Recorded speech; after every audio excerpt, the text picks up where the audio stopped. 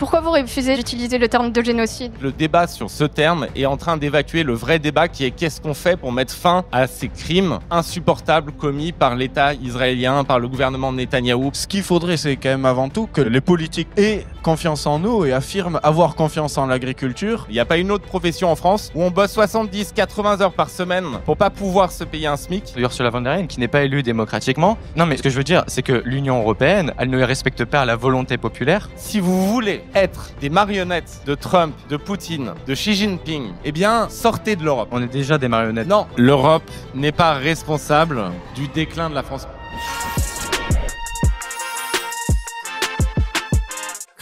Salut à tous, j'espère que vous allez bien. Si je vous fais cette intro, c'est pour vous expliquer que ce que vous allez voir, c'est ce qu'on a tourné cet été au Delta Festival. Le Delta Festival, c'est un festival de musique qui a lieu à Marseille. Et dedans, il y a une association qui s'appelle Le Monde des Possibles qui organise des conférences, des débats et des interviews. Et cette année, on a eu la chance d'être leur partenaire et de pouvoir organiser des débats, des interviews. Donc vous allez avoir normalement 3 émissions sur cette chaîne YouTube. Voici la 3e. Bonne vidéo. Très rapidement, avant de commencer cet échange, est-ce qu'il y a une image marquante dans le monde qui vous a marqué, vous, personnellement, récemment ? Moi, j'en vois plusieurs et qui participent de la même chose. Je vois l'image, moi, d'un enfant palestinien pris en photo en train de mourir de faim.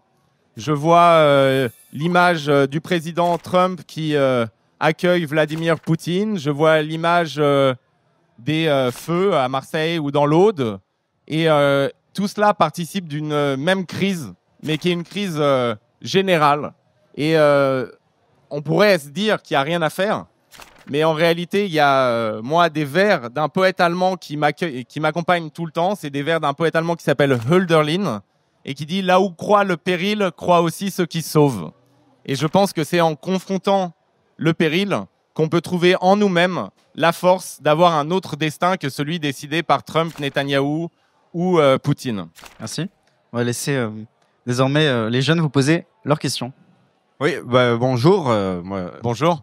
Rémi Laporte, je viens de Lozère, un département au centre de la France, mais en montagne, en zone de montagne. Je suis en préparation de devenir agriculteur. Et quand je vous écoutais, là, vous parlez des images, mais je pensais quand même que vous nous parlerez des suicides des agriculteurs qui continuent quand même. C'est quand même la première profession où il y a des suicides. Après, c'est les policiers. Et je trouve que c'est quand même assez triste parce que dans les générations futures, on va manquer d'agriculteurs. Et peut-être penser à eux, ça serait une bonne chose, quoi. Vous avez complètement raison. Et il me demandait des images. Donc moi, c'est les images que j'ai vues là. Mais il y a 1 mois et demi, moi, il y a alors une image, mais qui n'est pas une image médiatique, qui est une rencontre.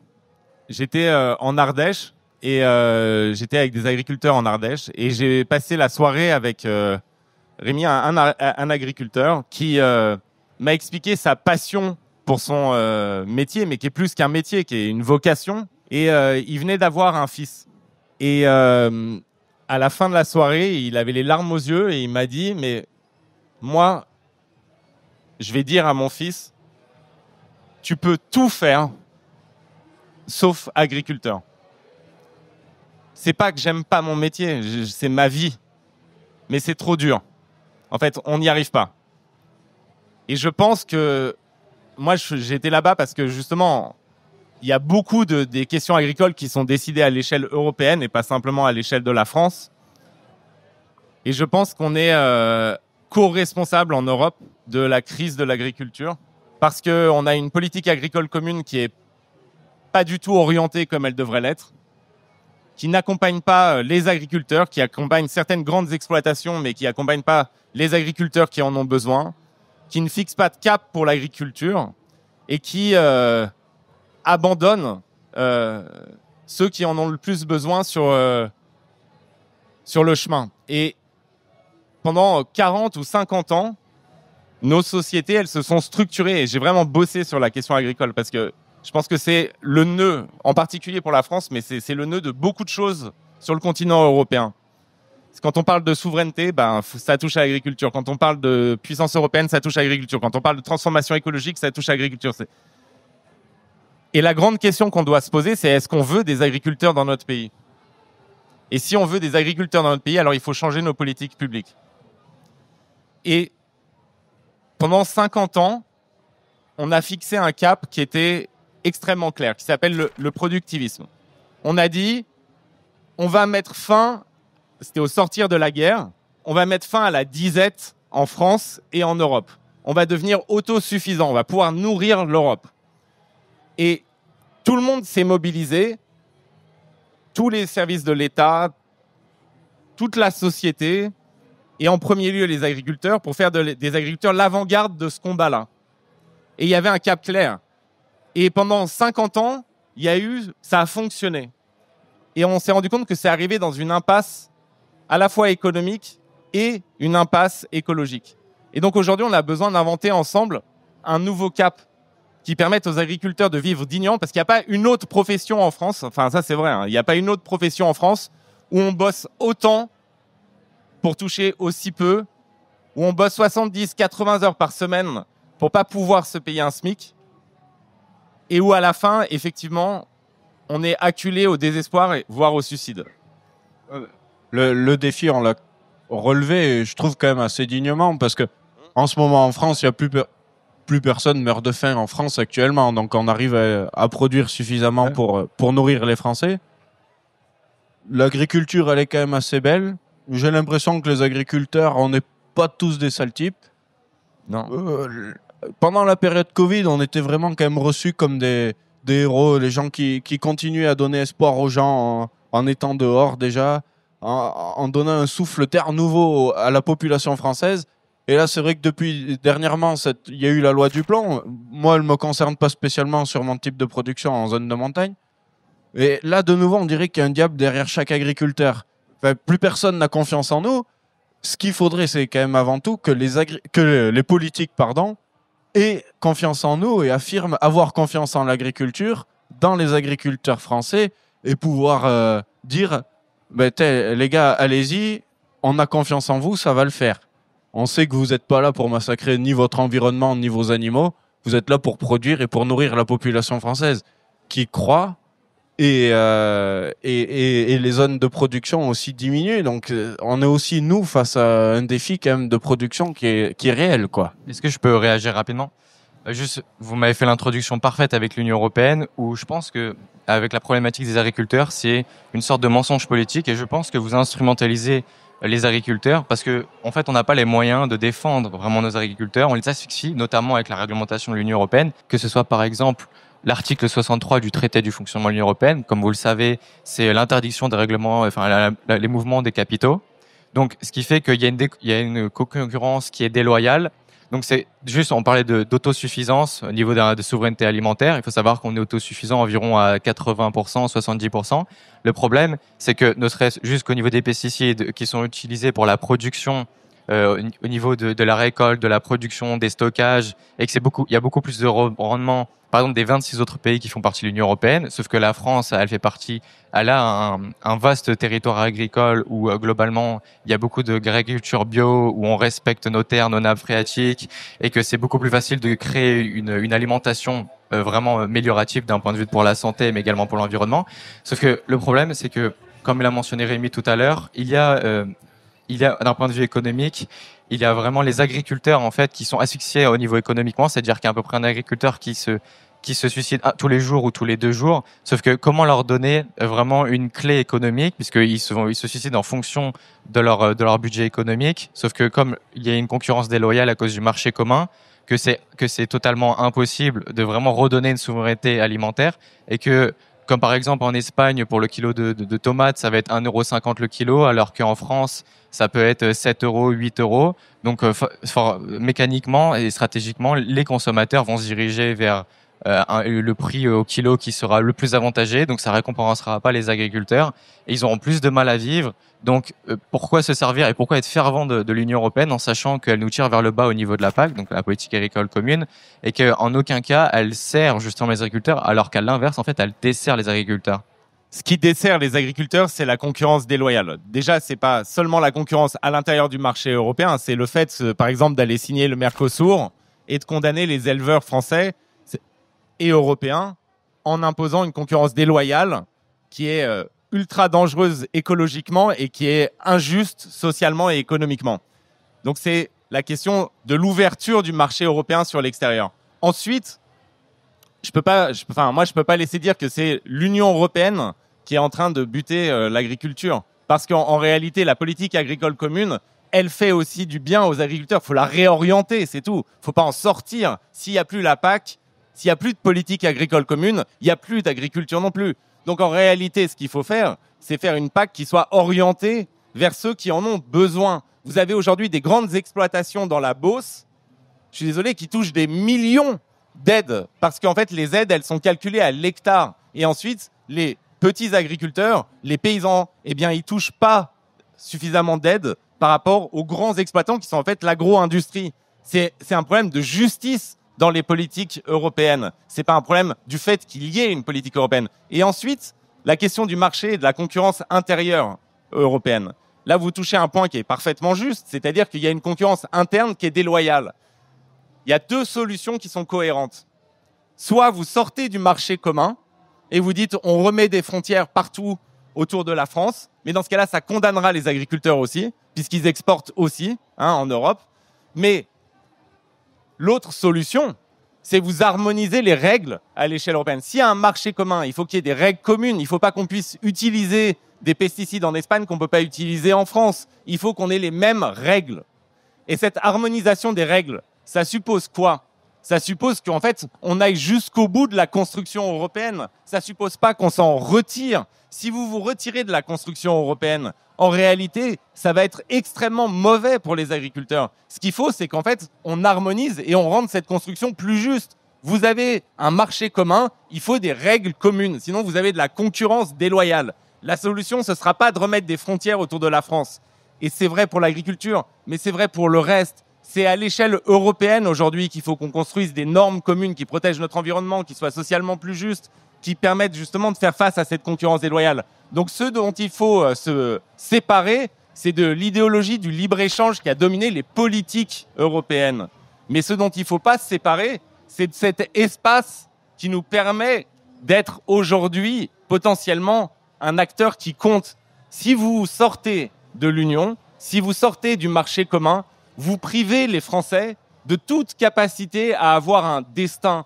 Vous faites comment face à la concurrence américaine ? Vous faites comment face à la concurrence du Mercosur ? Vous faites comment face à la concurrence chinoise aujourd'hui ? Pour nos industries, pour notre agriculture, c'est impossible de ne pas s'adosser à un poids commun qui est l'Union. Mais si je peux réagir rapidement, c'est-à-dire que c'est contradictoire, puisque tout à l'heure on parlait que la France était autosuffisante à 70-80%, en sachant qu'il y a une concurrence qui est déloyale.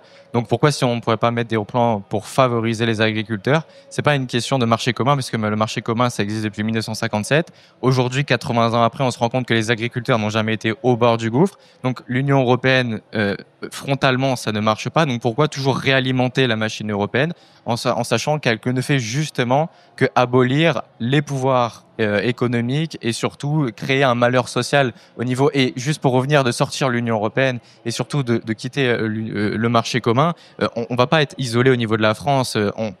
La France, elle a un pouvoir. Enfin, elle avait autrefois, vous parlez de souveraineté, sauf que justement, je pense que c'est contradictoire, c'est un oxymore, c'est-à-dire que la souveraineté agricole, la souveraineté alimentaire, elle va de pair en fait. La France, elle a toujours été au XVIIIe siècle. On appelait la France la Chine de l'Europe. Donc c'est-à-dire qu'elle a encore ses capacités. Et plus en fait on la soumet, par l'Union européenne, que ce soit par d'autres institutions, par d'autres pactes, par d'autres échanges, on va justement la vassaliser.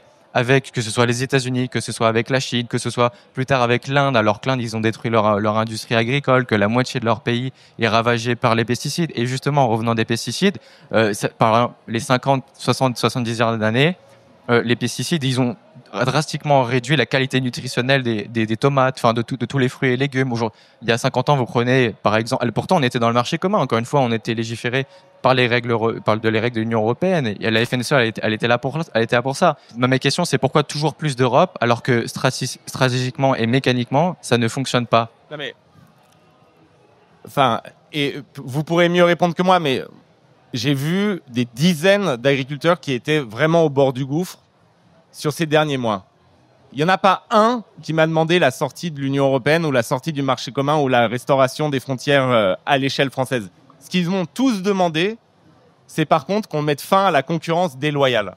Je pense aussi qu'ils vous ont demandé que la classe politique ait confiance dans les agriculteurs. Ça, c'est vraiment à l'heure actuelle, qu'on parle à n'importe quel syndicat agricole ou n'importe qui, ce qui revient chez tous les agriculteurs, c'est putain, ils nous font pas confiance, quoi. Oh, ils en ont rien à foutre de nous, ils nous aiment pas. Et est-ce que ce serait pas pour des voix qui vont chercher à aller dire on est contre les pesticides et mettre les agriculteurs de côté? Nous, ce qu'on veut, c'est même pas dire est-ce que vous êtes pour ou contre les pesticides, c'est dire oui, j'ai confiance en l'agriculture, oui, j'ai confiance en les agriculteurs français, et oui, je vous fais confiance, mais vous pouvez le faire, Je quoi. me permets de rebondir. Ah, vas-y. Pardon. Mais vous avez de très beaux discours, mais vous employez beaucoup le mot cap. Vous avez beaucoup de cap. Mais concrètement, qu'est-ce que vous voulez faire comme mesure pour gagner la confiance des agriculteurs, justement? Demain, il faut repenser le système des aides européennes. C'est quand même le premier budget de l'Europe, hein, l'agriculture, la PAC. D'accord ? Donc c'est beaucoup, beaucoup d'argent. C'est des milliards d'euros qui sont dépensés aujourd'hui et qui vont dans les poches de gens qui n'en ont pas besoin principalement. D'accord ? Parce qu'il n'y a pas un seul monde agricole. Il y a des gens qui s'en sortent très bien, hein. L'agro-industrie de la Beauce, les exploitations céréalières de la Beauce, ils se plaignent de rien du tout, ils vont bien. Donc la première des choses, c'est que les aides, vous ne les donnez plus à l'hectare et vous les donnez à l'emploi agricole. Ça, c'est une des premières des choses. Ensuite, vous mettez un plafond. En Espagne, par exemple, eh bien, le plafond, il est à 250 000 euros, je crois, de limite. C'est-à-dire que vous ne pouvez pas toucher plus de 250 000 euros d'aide parce que comme ça, vous pouvez aider toutes les petites exploitations qui sont en train de crever. Donc, vous répartissez mieux les aides. La deuxième des choses, c'est que vous mettez fin à ces traités de libre-échange qui installent la concurrence déloyale. Par exemple, le Mercosur. Et Je termine, je réponds. La troisième des choses, c'est que vous harmonisez les règles de production à l'échelle du marché européen. C'est-à-dire que des normes doivent être les mêmes dans les différents pays européens. Sinon, ce que vous avez, c'est une concurrence déloyale et effectivement les fraises espagnoles qui ne sont pas du tout produites selon les mêmes normes que les fraises françaises. Ça, c'est les trois mesures que l'Europe peut prendre, mais de manière hyper rapide. On va discuter là la politique agricole commune. Moi, juste ce que je veux dire, et peut-être on ne sera pas d'accord là-dessus, mais c'est que dans certaines personnalités syndicales qui s'autoproclament représentantes du monde agricole, quand ils viennent à Bruxelles, par exemple, ils vont défendre certaines choses, mais jamais ils parlent des inégalités de revenus ou des inégalités d'aide. Or, le monde agricole, il est comme tous les mondes. Il est traversé par des injustices, par des inégalités de situation. Et donc, il faut aussi que la puissance publique, elle soit là pour corriger les inégalités créées par le marché. Qu'il y a des gens qui s'en sortent très bien, ils ont peut-être besoin de moins d'aide que ceux qui, aujourd'hui, tirent la langue et galèrent.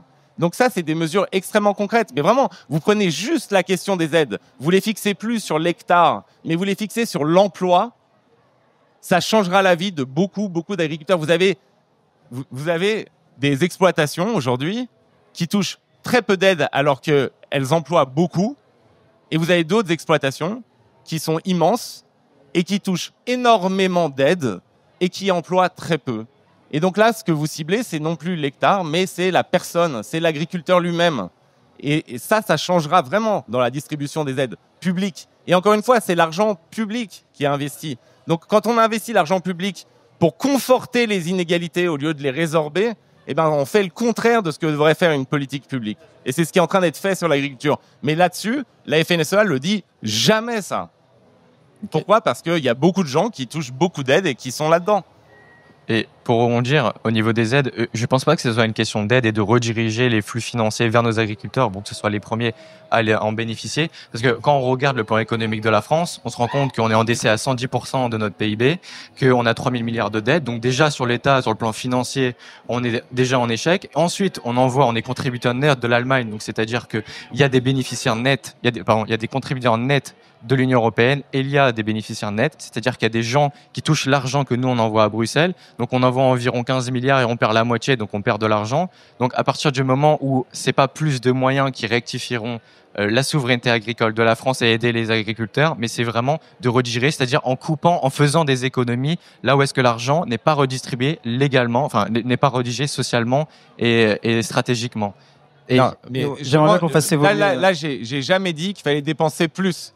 Ce que j'ai dit, c'est que on dépense une certaine somme et qu'il faut la dépenser au profit de ceux qui en ont besoin. Donc il faut pas augmenter, mais il faut réorienter. Je veux dire, quand vous dépensez vous avez raison, on a une dette. Vous avez raison, on a des déficits chroniques. Mais quand l'argent est utilisé pour financer précisément ceux qui n'en ont pas besoin, ceux qui s'en sortent selon les règles du marché, alors là, vous faites un mauvais usage de l'argent public. Et ce que j'ai jamais dit qu'il fallait plus d'enveloppe pour la PAC. Ce que je dis, c'est que cette enveloppe-là, elle peut bénéficier aux agriculteurs. Elle peut être orientée vers les agriculteurs qui, aujourd'hui, bossent 80 heures par semaine et touchent moins qu'à SMIC. Mais c'est pas eux qui touchent la majorité des aides. Et c'est ça le scandale dans les politiques publiques qui sont on va évoluer de sujet, le temps file. J'aimerais bien qu'on parle de la situation internationale. Clémentine, tu avais une question sur le sujet. Alors, à la place d'Emmanuel Macron, quelle aurait été votre politique concernant Israël et la Palestine à partir du 7 octobre et même avant ? La première des choses, c'est qu'il y a un accord d'association entre Israël et l'Union européenne. Eh bien, j'aurais œuvré, comme je l'ai fait au Parlement européen, pour que face à l'anéantissement de Gaza, face à la poursuite de la colonisation en Cisjordanie, on suspende cet accord d'association. La deuxième des choses, et ça, il l'a fait. Donc, moi, vous savez, je suis pas un opposant pavlovien. Quand Emmanuel Macron, il fait quelque chose que je trouve juste, je le dis. Donc, pour marquer l'opposition absolue à la politique de négation de tout droit des Palestiniens à avoir un État, j'aurais reconnu l'État de Palestine. C'est ce qu'il est en train de faire. Vous l'auriez fait avant ? Moi, je pense qu'il fallait le faire avant. Je l'avais demandé avant. Dès le début ? Mais moi, je pense que vous n'allez pas le faire le 8 octobre. Mais ce que je pense, c'est qu'il fallait le faire avant. Il y a d'autres pays, comme l'Espagne, qui l'ont fait avant. Mais là, il le fait. Donc, je ne vais pas dire que je suis contre parce que c'est Emmanuel Macron. Et troisième point, je pense qu'il y a aujourd'hui un vertige qui devrait nous saisir sur le fait que les colons extrémistes qui ont en fait pris le pouvoir en Israël à travers Ben Gvir, Smotrich, qui sont des ministres qui sont non seulement d'extrême droite, mais qui ont des méthodes fascistes, eh bien, je ne comprends pas pourquoi ils ne sont pas sanctionnés. Pourquoi vous refusez d'utiliser le terme de génocide ? Parce que toujours, même sur l'Ukraine, même sur Boutcha, j'ai toujours été hyper précautionneux avec ce terme de génocide. Je vais vous dire pourquoi. Et encore une fois, le fait de ne pas l'utiliser ne veut pas dire qu'il n'y a pas crime de masse, qu'il ne faut pas agir tout de suite, qu'il ne faut pas condamner Netanyahou, qu'il ne faut pas suspendre l'accord d'association, qu'il ne faut pas se révolter face à l'horreur de Gaza. Moi, j'ai travaillé pendant des années sur le génocide des Tutsis au Rwanda, sur une extermination de masse où on a tué 1 million de personnes en 100 jours, où on allait chercher les bébés dans les buissons pour les tuer. Et pour ces exterminations-là, dans ce cas-là, il me faudrait un autre mot pour l'extermination des Juifs d'Europe ou des Tutsis du Rwanda. Mais si on se fie à la définition de génocide... De 1948, c'est ce que vous allez dire. Non, je disais que ça restait un génocide si on se fie à la définition. Et que c'est pas parce qu'il y en a des plus ou moins... Non, c'est pas plus ou moins, c'est pas du tout ça.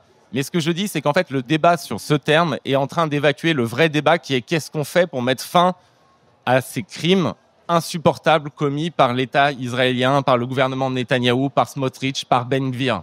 C'est ça ce que je dis. Donc moi, j'ai aucun problème à ce que vous l'employez. Moi, j'explique pourquoi moi je ne l'emploie pas, et je vous dis que ça ne doit pas nous freiner sur le fait qu'il y a une nécessité. La Cour de justice internationale, elle dit qu'il y a un risque de génocide. Ça ne doit pas nous freiner dans le fait qu'on doit agir, qu'on doit cibler l'extrême droite israélienne actuellement au pouvoir et qu'on doit enfin exercer les moyens de pression qu'on a.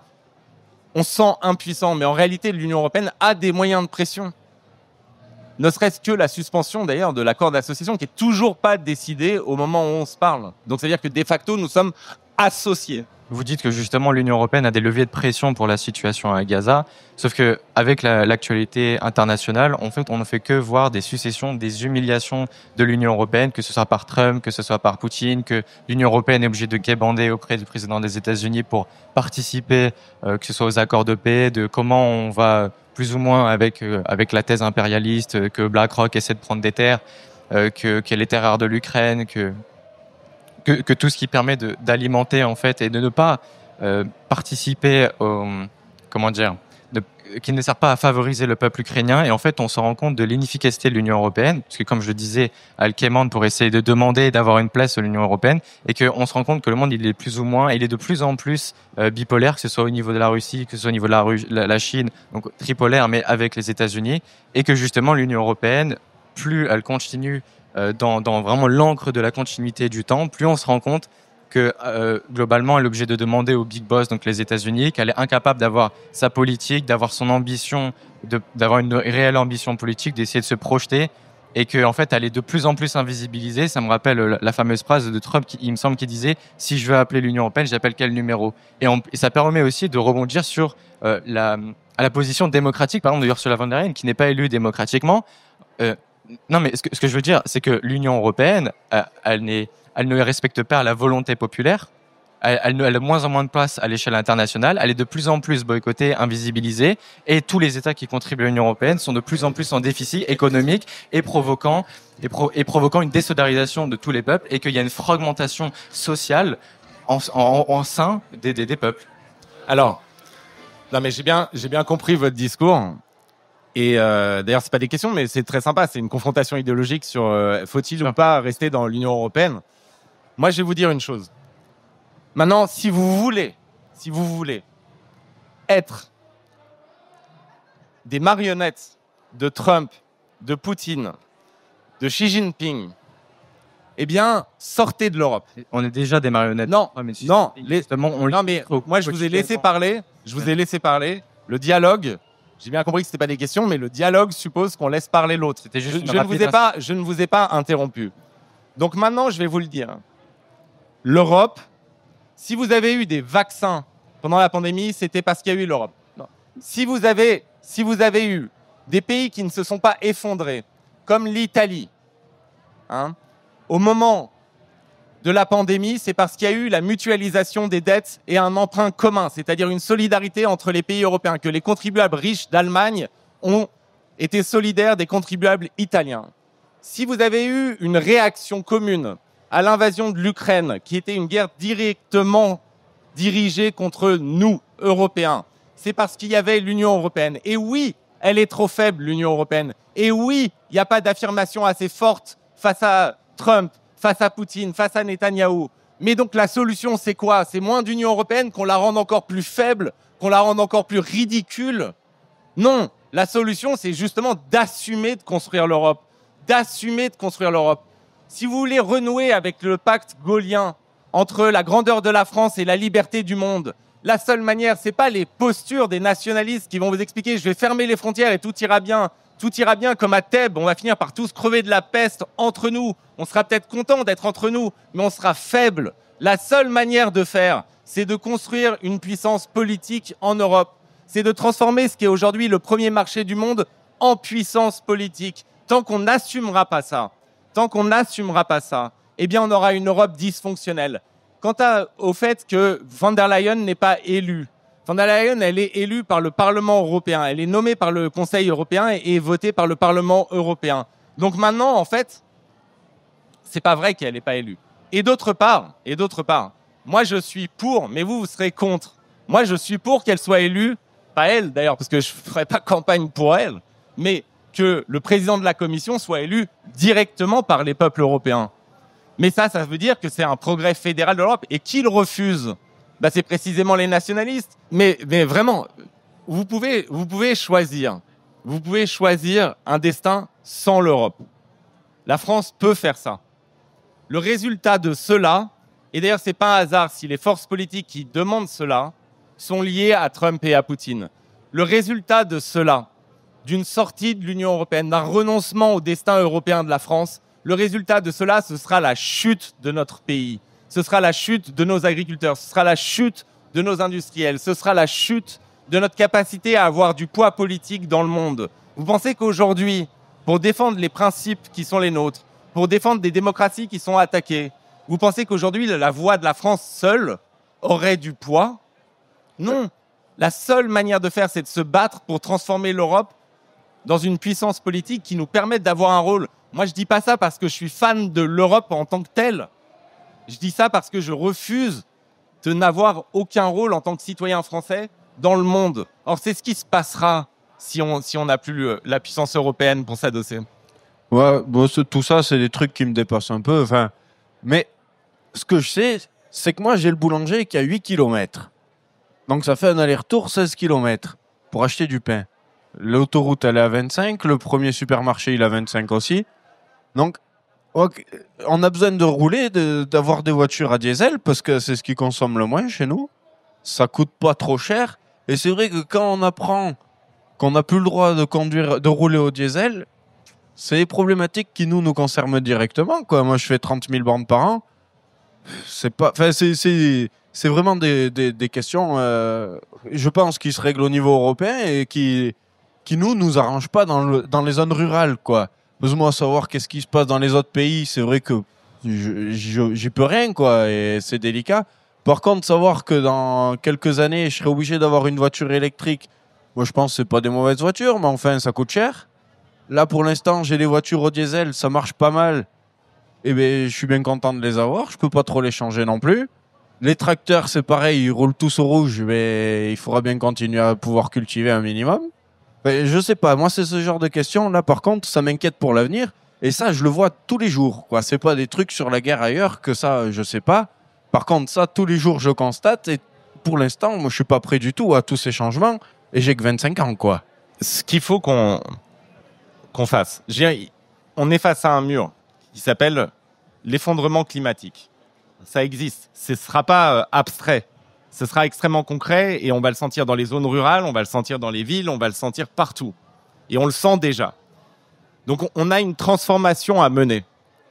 Cette transformation, elle implique progressivement de sortir des énergies fossiles. C'est une transformation d'une ampleur délirante. Donc ce qu'il faut qu'on fasse, c'est pas de renoncer à cette transformation, c'est de faire en sorte que cette transformation, elle soit socialement juste et acceptable.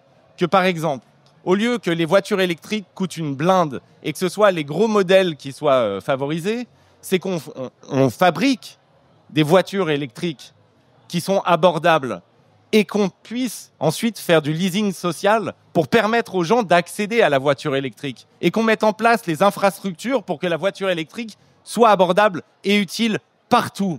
Mais on ne peut pas renoncer à cela. Et vous savez, cette transformation écologique qui est nécessaire, c'est pas juste une histoire de sauver la planète, sauver l'environnement. C'est aussi la seule manière. Vous savez, en Europe, on ne produit pas de gaz, on ne produit pas de pétrole, ou très peu. Tant qu'on est addict, tant qu'on est drogué au gaz et au pétrole, oui, mais tant qu'on est drogué au gaz et au pétrole, on est dépendant des autres.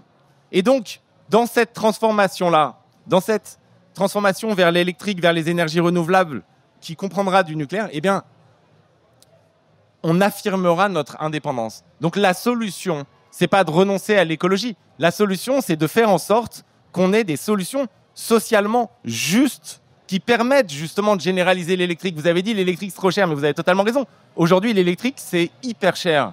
Et il n'y a pas de politique publique suffisamment ambitieuse et cohérente pour la rendre abordable. Eh bien, il faut fabriquer des voitures électriques qui soient abordables. Et il faut ensuite permettre aux gens d'y accéder.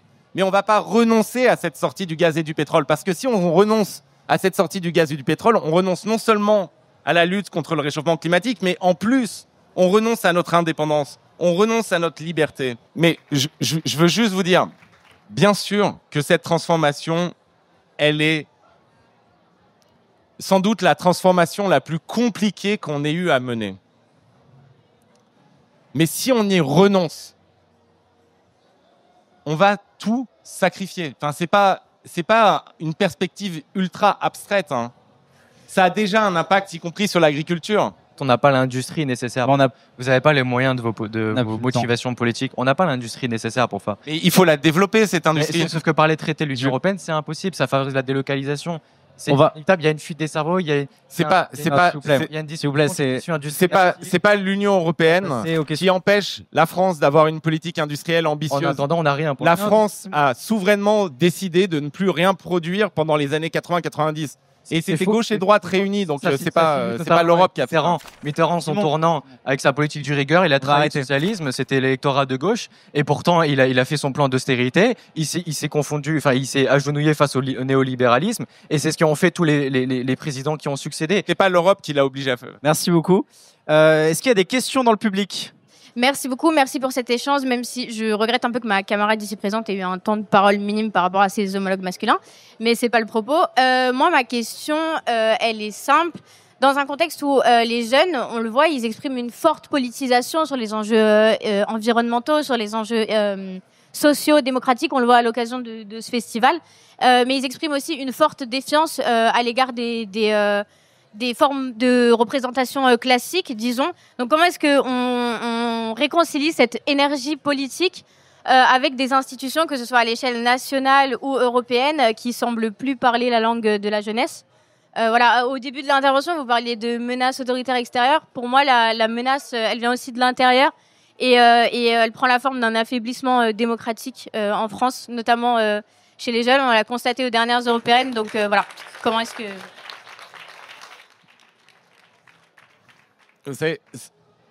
C'est la question qui m'obsède.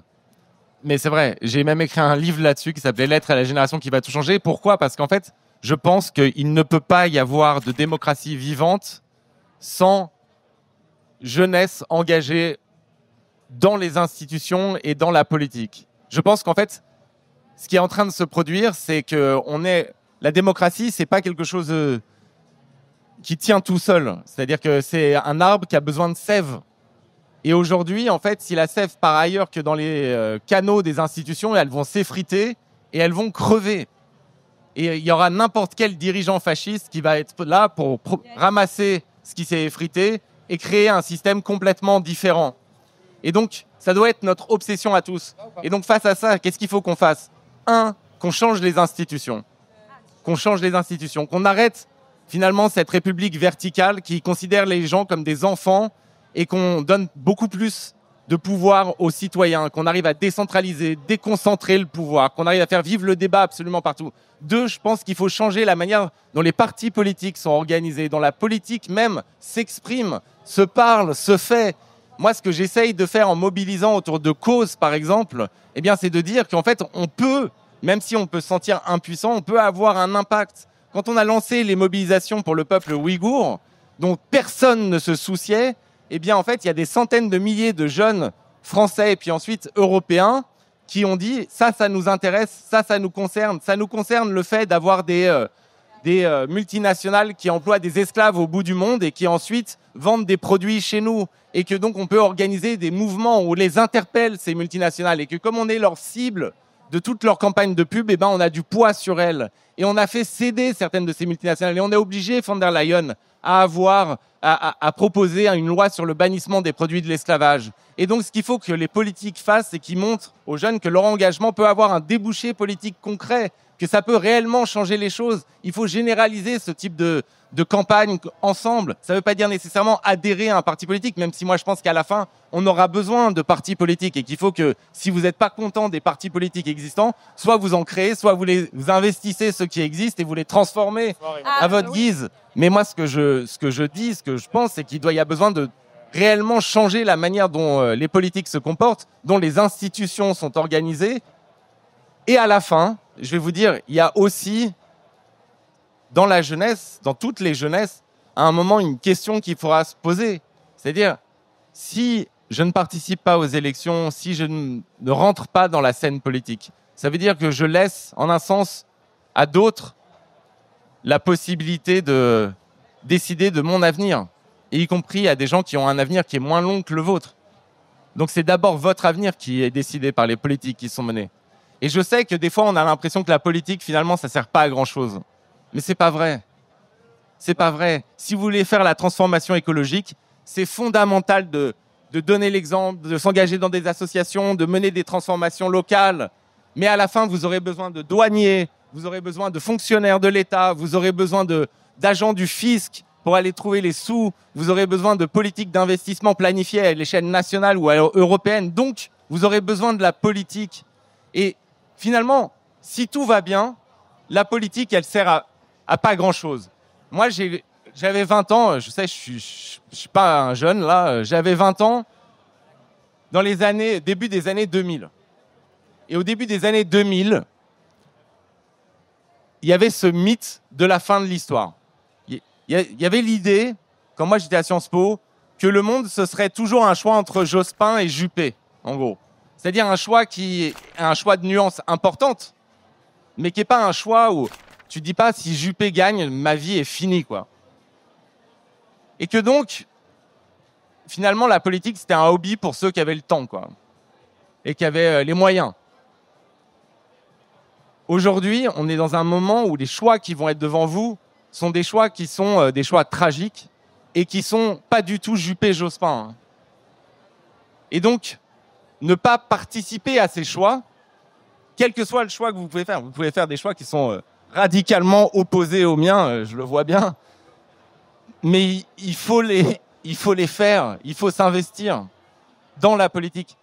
Et à la limite, plus elle vous semble rebutante, plus il faut s'y investir. Parce que à la fin, c'est le politique qui décide. Vous savez, il y avait tous ces débats entre qui est le plus fort entre Trump et Musk. Vous vous souvenez, les débats, oui, ils sont tous les deux très forts, le milliardaire ou le politique. Mais à la fin, celui qui décide, c'est le chef politique. C'est pas vrai ce qu'on vous dit. À la fin, si Trump il débranche la carte, Musk il s'effondre. Il a plus de contrat public, il s'effondre. Donc c'est le politique qui décidera à la fin. On va passer à une autre question. Merci beaucoup. Le micro circule. Et il y a quelqu'un. Voilà, monsieur. Bonjour. Bonjour. Alors moi, j'aimerais bien revenir sur le thème du coup, les jeunes sont-ils les oubliés de la politique, et notamment comment on inculque en fait cette culture politique pour des jeunes qui n'ont pas forcément ça, qui connaissent pas ce cadre dans le cadre familial, dans le cadre associatif.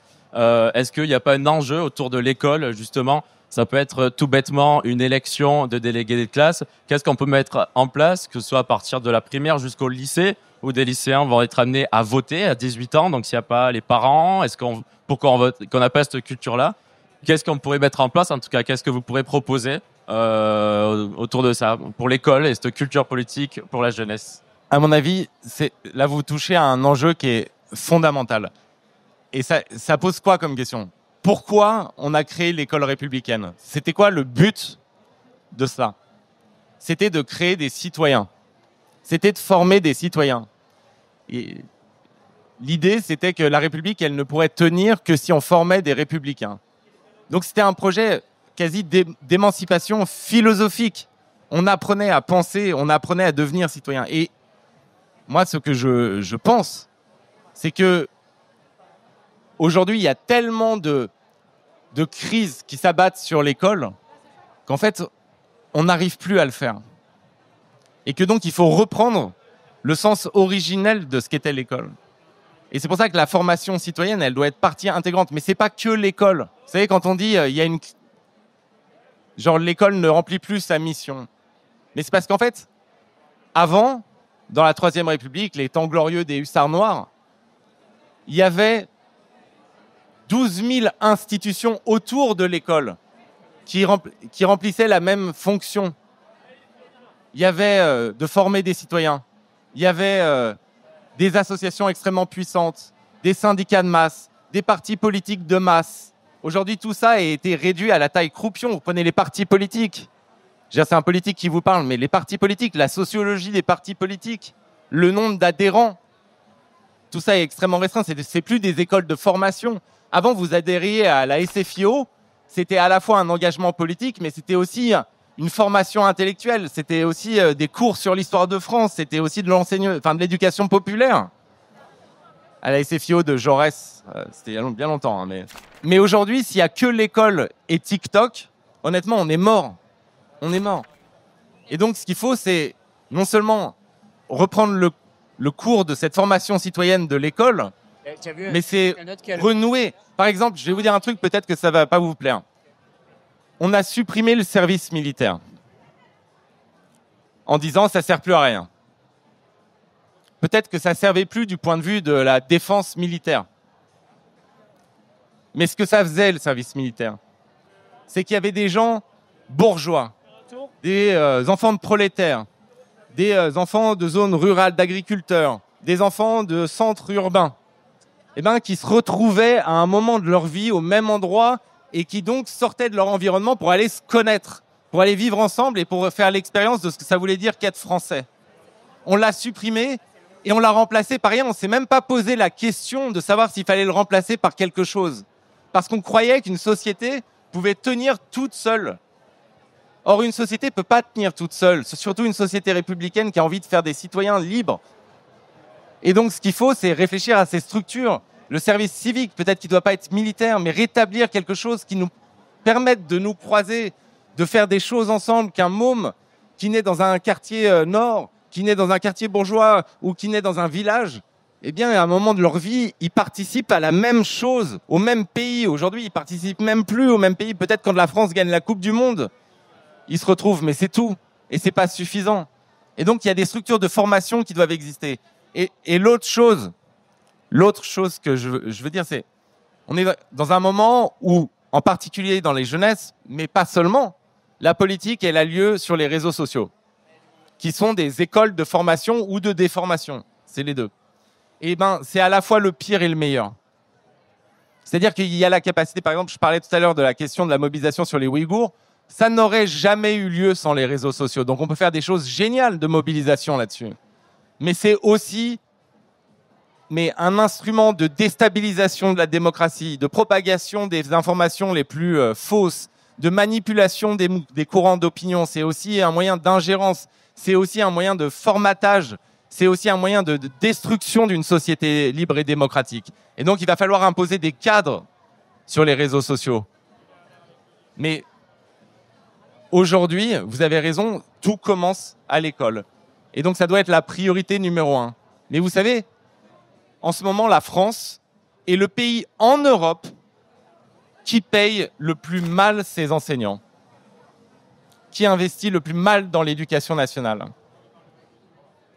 En France, on a par exemple les cadres sup retraités les mieux traités d'Europe et les enseignants les plus mal traités d'Europe. Tout ça, c'est des choix. Et on a fait des choix qui sont au détriment de l'avenir en France. Bonjour. On assiste à une verticalisation de la politique et l'absence de dialogue réel entre les politiques et les partenaires sociaux. Face à ce constat, comment fait-on pour recréer du lien entre les politiques et les corps intermédiaires? Et aussi, vous avez beaucoup parlé d'Europe. Si vous deviez nous réconcilier la jeunesse avec l'Europe, quel punchline vous pourriez nous donner? Merci. Je pense que c'est l'un de mes pires défauts pour faire un bon politique, c'est que je suis hyper nul en punchline. Mais je vais essayer, j'y viendrai après. Moi, je crois que un des principaux reproches qu'il faut faire aux 8 dernières années de pouvoir, ça a été le mépris absolu du pouvoir politique et d'Emmanuel Macron vis-à-vis des corps intermédiaires. Ce mépris permanent vis-à-vis des syndicats, vis-à-vis du dialogue social. Quelqu'un qui s'était présenté comme le fils spirituel de Jacques Delors et de Michel Rocard, c'est-à-dire les apôtres de cette deuxième gauche qui voulaient faire de la politique à partir du dialogue social, à partir de la société civile organisée, des syndicats, de ce dialogue dans la société qui est constamment brutalisé en France.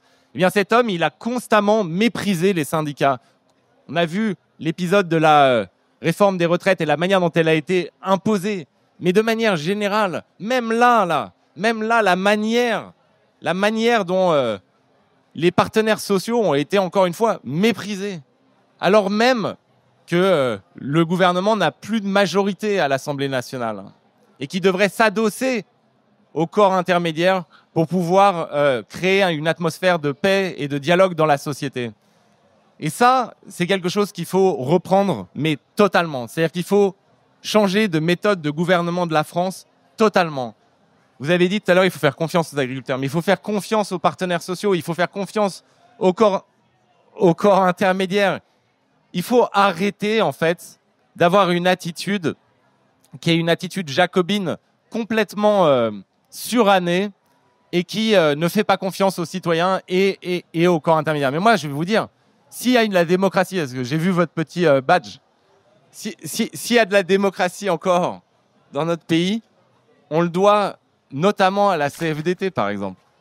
S'il y a une capacité à vivre dans un dialogue apaisé qui est tout le temps mis à mal, on le doit notamment à la CFDT. Donc quand le président Macron a pris pour cible le partenaire dont n'importe quel président, mais même un libéral rêverait pour discuter au moins, pour établir un dialogue, je me suis dit qu'en fait, il allait conduire la France à l'explosion. C'est-à-dire que... Donc il faut passer par le dialogue social, il faut décentraliser, il faut déconcentrer le pouvoir, il faut faire quelque chose que les élites françaises ont du mal à faire, c'est-à-dire juste créer une société un peu plus de confiance. Maintenant, moi je vois à quel point il y a un mouvement de scepticisme sur l'Europe, mais sur la politique en général, et sur l'Europe en particulier. Et je peux pas donner comme ça une punchline. Moi, c'est un combat qui anime ma vie, quoi. Mais moi, je pense que si vous voulez être libre, vous ne pouvez être libre qu'en étant et français et européen. Vous ne pouvez être libre qu'en affirmant une Europe qui soit capable de peser sur le cours des choses. Sinon, vous serez bouffés. Parce que l'autre avenir qui nous est promis, c'est très simple. On sera dans le meilleur des cas, parce qu'on est un beau pays qu'on a hérité. C'est pas de notre responsabilité. Honnêtement, il était beau avant qu'on naisse.